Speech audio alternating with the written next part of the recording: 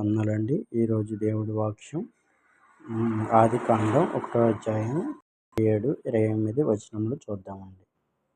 ఈరోజు దేవుడు స్వరూపమందున సృజించెను. దేవుడు స్వరూపమందును వారిని సృజించి స్త్రీగాను పురుషునిగాను వారిని సృజించెను. దేవుడు వారిని ఆశీర్వదించి ఎట్టనగా, మీరు ఫలించి అభివృద్ధి పొంది విస్తరించి సముద్రమును, చేపలను, ఆకాశ పక్షులను, భూమి మీద పాకు ప్రతి పురుగును, ప్రతి జీవిని ఏలుడని దేవుడు వారితో చెప్పాను. దేవుడు 6 రోజులు సృష్టి కాలంని పూర్తి చేశాడండి. 6 రోజుల్లో 6వ రోజు ఎంతో ప్రాధాన్యమైన రోజు. ఎందుకంటే దేవుడి పోలికలో, దేవుడి స్వరూపంలో మనిషిని సృజించాడు. 5 రోజులు సృష్టిలో ఆయన నోటి మాట చేత కలిగింది. 6వ రోజు ఆయన చేతితో, ఆయన ఊపిరితో మనిషిని చేశాడండి. జీవాయువు ఊదాడండి మనిషిలో 6వ రోజున. ఎంత ప్రాధాన్యత దేవుడిచ్చాడు చూసారండి మనిషికి. ఈ 6 రోజుల సృష్టిలో ఆయన మొట్టమొదటిగా వెలుగుని కలుగజేసింది నోటి మాట చేత. రోజు ఆయన ఏం చేస్తాడంటే దేవుడు విశాలత్వమును కలుగజేస్తాడండి. 3వ రోజున ఆయన సముద్రము పేరు పెట్టాడండి. 4వ రోజున ఆయన 2 జ్యోతుల్ని, 2 నక్షత్రాలను చేస్తాడండి. 3వ రోజున ఏం చేస్తాడంటే ఆయన ఆ సముద్రాన్ని పేరు పెట్టాడు. 4వ రోజున గొప్ప 2 జ్యోతుల్ని కలుగజేస్తాడు. సూర్య చంద్ర నక్షత్రాలను కలుగజేస్తాడు. 5వ రోజున ఆయన ఏం చేస్తాడంటే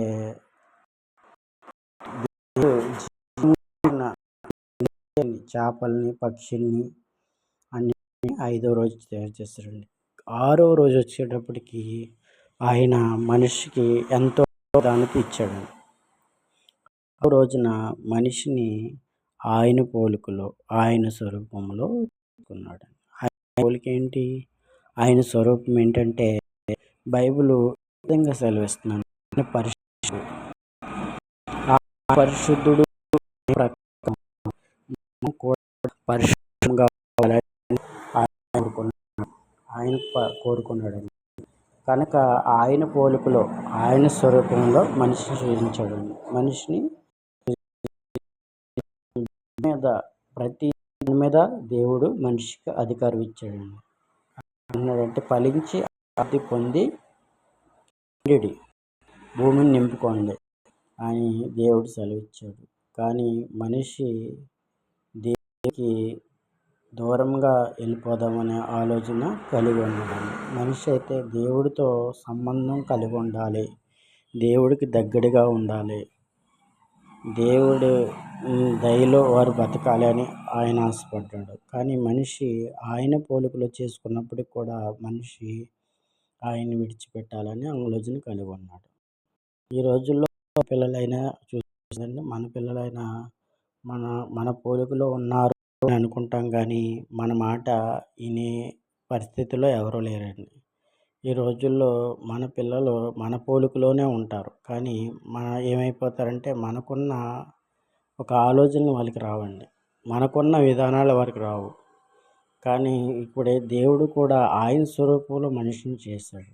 కానీ మనిషి ఆయన పోలికలో పోగొట్టుకోవడానికి కారకుడయ్యాడు. ఈరోజు మనిషి పోలికలు దేవుడు స్వరూపము ఎందుకు ఇచ్చాడంటే ఆయన పరిశుద్ధుడు కనుక మనిషికి ఏ పాపం అంటకూడదని దేవుడు, అంత పరిశుద్ధమైన దేవుడు మనిషి కూడా పరిశుద్ధంగా ఉండాలి. ఆయన స్వరూపంలో, ఆయన పోలికన మనిషిని చేశారు. ఈ రోజుల్లో మన పిల్లల్ని మన స్వరూపంలో కనినప్పటికి కూడా మనం శ్రద్ధగా ఆలకించే అవకాశం లేదండి.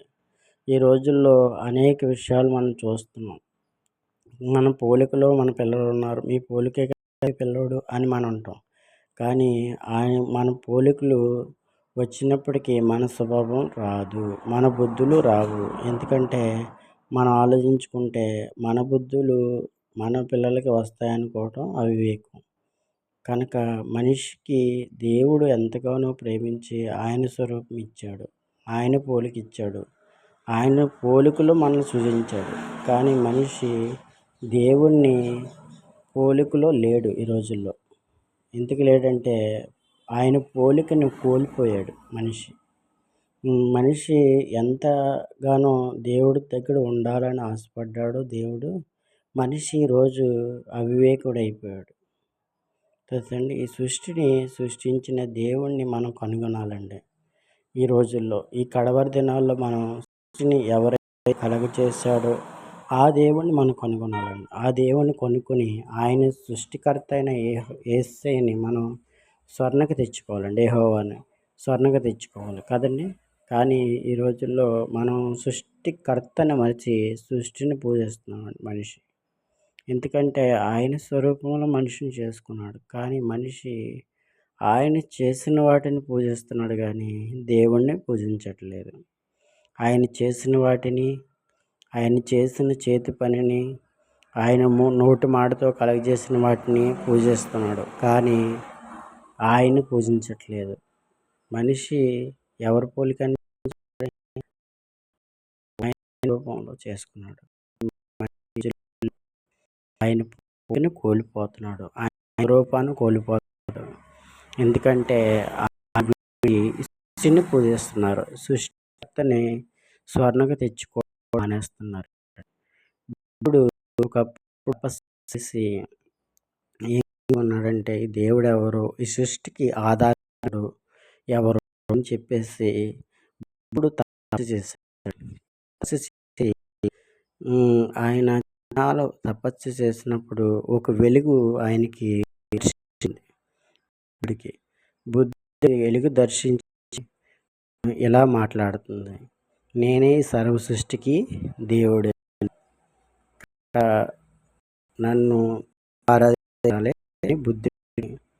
ఇప్పుడు మాట్లాడినప్పుడు ఆ సృష్టికర్త దేవుడు బుద్ధుడికి వెలుగై కనబడ్డాడు. దేవుడు ఏమైనాడంటే వెలుగై ఉన్నాడు. ఎందుకంటే మొట్టమొదటిగా ఆయన కలగజేసింది ఏంటండి, కలగజేస్తాడు. మనం ఇంపార్టెంట్గా గుర్తుంచుకోవాల్సింది, మనం చీకట్లో ఉంటే మనం అంధకారంలో ఉన్నట్టు, ఇంకా సృష్టికి ఆధారం లేదు.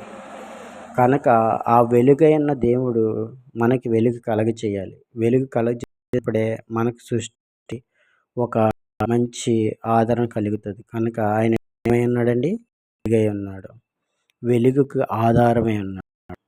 కనుక బుద్ధుడికి వెలుగు ద్వారా దేవుడు ఏం చేస్తాడండి, దర్శనం. అంత గొప్ప తపస్సు చేయడానికి ఆయన తపస్సు భంగం కాలేదు, నిజంగా దేవుణ్ణి కనుగొన్నాడు బుద్ధుడు.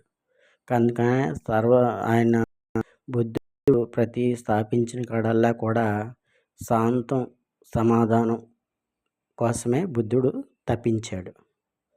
మన సృష్టిని పూజించిన అవసరం లేదండి, సృష్టికర్తను మాత్రం పూజించాలి. ఎందుకంటే ఆయన కోరుకున్నది ఏంటంటే ఆయన్ని ఎప్పుడు మనం ప్రేమ కలిగి ఆయనందు విశ్వాసం కలిగి మనం జీవించాలని కోరుకున్నాడండి దేవుడు.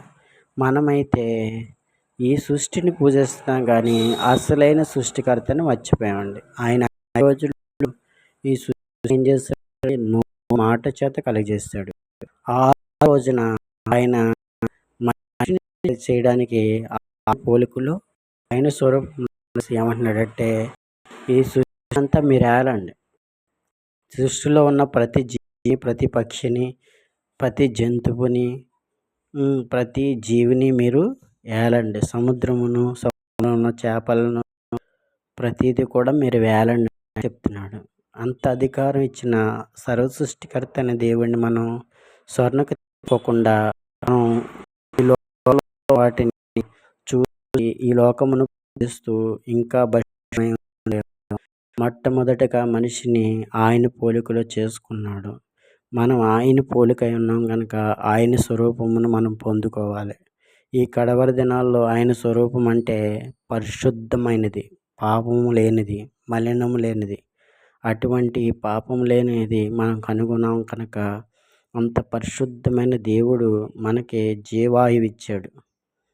ఆయన జీవాయువుని మనం పొందుకొని ఉన్నాం కనుక ఆ సృష్టికర్తను మాత్రమే స్వర్ణకు తెచ్చుకోవాలి.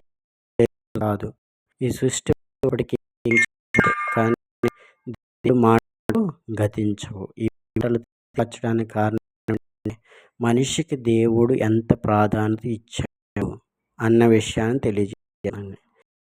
మనిషికి సర్వ సృష్టి మీద అధికారం ఇచ్చాడు దేవుడు.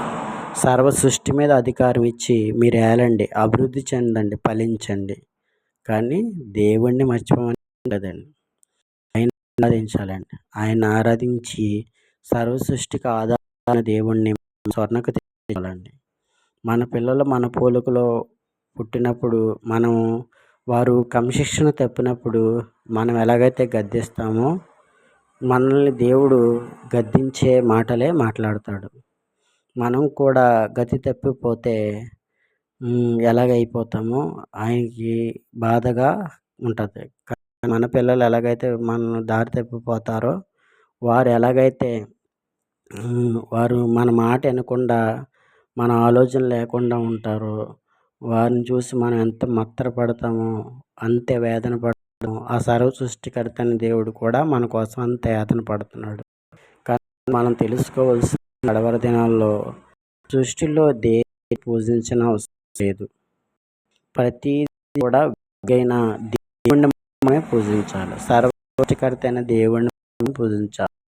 కనుక సృష్టి ఎవరో మనం తెలుసుకొని ఆయన్ని స్వర్ణకు తెచ్చుకోవాలి. అప్పుడు మన పోలిక మనసు మారుతుంది. ఆయన పరిశుద్ధి కనుక మనం కూడా పరిశుద్ధిగా ఉండడానికి త్వరపడుద్ది. కనుక ఈ కడవరి దినాల్లో మనం ఇంకా ఉంటూ ఉంటే మన పోలిక ఆయన పోలిన ఈకైనా మనం సృష్టికర్త యెహోవాను జ్ఞాపకం చేసుకోవాలి.